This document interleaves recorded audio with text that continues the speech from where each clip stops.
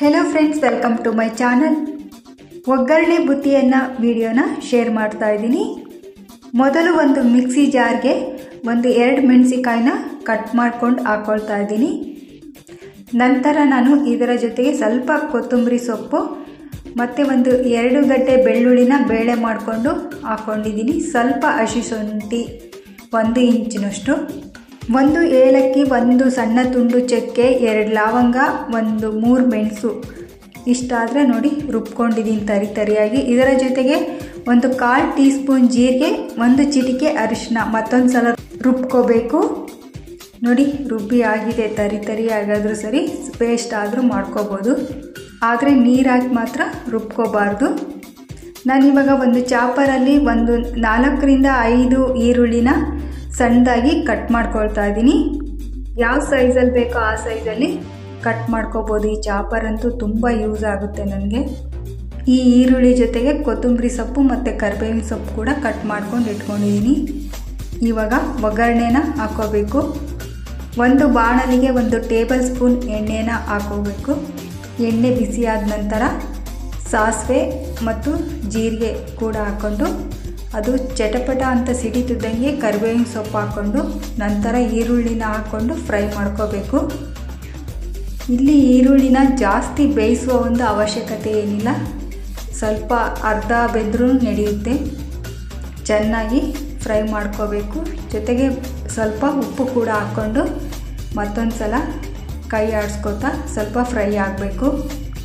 ಈರುಳ್ಳಿ ಸ್ವಲ್ಪ ಅರ್ಧ ಬೆಂದ ನಂತರ ಇವಾಗ ರುಬ್ಕೊಂಡಿರುವ ಮಸಾಲೆಯನ್ನು ಹಾಕ್ತಾಯಿದ್ದೀನಿ.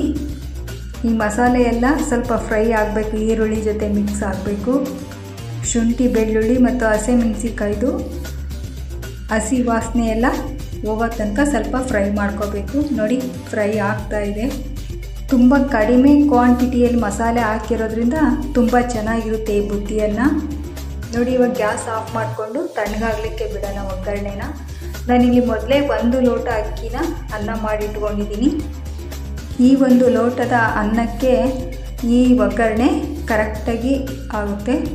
ಮೊದಲು ಅನ್ನವನ್ನು ಚೆನ್ನಾಗಿ ನಾದ್ಕೋಬೇಕು. ಇಲ್ಲಿ ನಾನು ಹಾಲು ಮೊಸರು ಏನು ಹಾಕ್ತೇನೆ ಹಾಗೇ ನಾದ್ತಾ ಇದ್ದೀನಿ. ಈ ಬುತ್ತಿ ಅನ್ನದಲ್ಲಿ ವೆರೈಟಿ ಬುತ್ತಿ ಅನ್ನಗಳನ್ನು ಮಾಡ್ತಾರೆ. ಪ್ಲೈನ್ ಬುತ್ತಿಯನ್ನ, ಸಾಸಿವೆ ಬುತ್ತಿಯನ್ನ, ಒಗ್ಗರಣೆ ಬುತ್ತಿಯನ್ನ, ತುಂಬ ವೆರೈಟಿಯಲ್ಲಿ ಮಾಡ್ತಾರೆ. ಕೆಲವರು ಹಸಿ ಈರುಳ್ಳಿ, ಹಸಿ ಮೆಣಸಿನ್ಕಾಯಿ ಎಲ್ಲ ಕಟ್ ಮಾಡಿಕೊಂಡು ಮೊಸರು ಹಾಕ್ಕೊಂಡು ನಾದಿದರೆ ಅದು ಕೂಡ ತುಂಬಾ ಚೆನ್ನಾಗಿರುತ್ತೆ.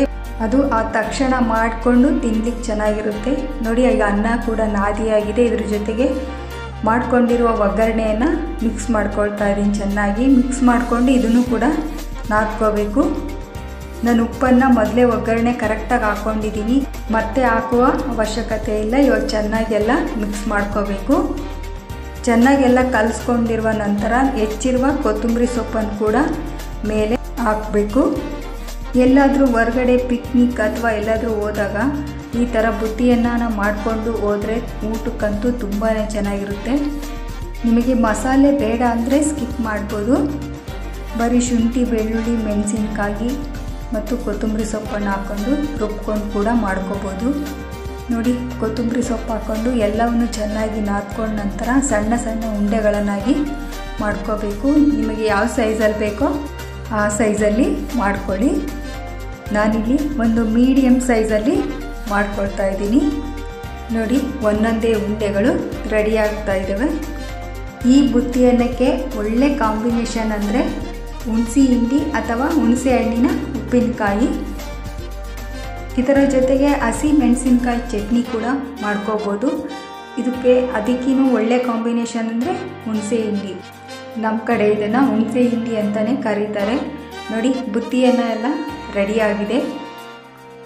ಇದು ಇಡೀ ದಿನ ಇಟ್ಟರೂ ಏನೂ ಆಗೋದಿಲ್ಲ. ಒಗ್ಗರಣೆ ಹಾಕಿರೋದ್ರಿಂದ ಬೆಳಗ್ಗೆ ಮಾಡಿಟ್ರೂ ಸಂಜೆ ತನಕನೂ ಕೆಡೋದಿಲ್ಲ ಈ ಒಗ್ಗರಣೆ ಬುತ್ತಿಯನ್ನು.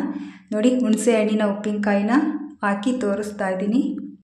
ಈ ಬುತ್ತಿ ಅನ್ನಕ್ಕೆ ಹುಣಸೆ ಹಣ್ಣಿನ ಉಪ್ಪಿನಕಾಯಿ ಅಂತೂ ಸಖತ್ ಒಳ್ಳೆ ಕಾಂಬಿನೇಷನ್ನು.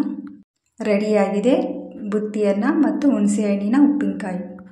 ನೀವು ಕೂಡ ಟ್ರೈ ಮಾಡಿ. ವಿಡಿಯೋ ಇಷ್ಟ ಆದರೆ ಲೈಕ್ ಮಾಡಿ. ಯಾರೆಲ್ಲ ಮೊದಲು ವಿಡಿಯೋ ನೋಡ್ತಾ ಇದ್ದೀರಾ ಒಂದು ಸಬ್ಸ್ಕ್ರೈಬ್ ಮಾಡಿ, ಶೇರ್ ಮಾಡಿ. Thank you.